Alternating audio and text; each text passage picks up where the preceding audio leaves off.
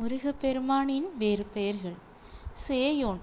சே என்றால் குழந்தை அல்லது மகன் என்பதாகும். முருகன் குழந்தையாக காட்சியளிப்பதால் இந்த பெயர் காரணம். அயிலவன். வேற்பறை உடையவன் முருகக் கடவுள். ஆறுமுகன். ஆறு முகங்களை உடையவன் முருகன். அழகுடையவன் அல்லது அனைத்து சக்திகளையும் பெற்ற முழு முதற் கடவுள் என்று அர்த்தம். குமரன். குமர பருவத்தில் கடவுளாக எழுந்தருளிருப்பதாக பொருள். காங்கேயன். கங்கையால் தாக்கப்பட்டவன் அல்லது கங்கையின் மகன். வேலுரவன்.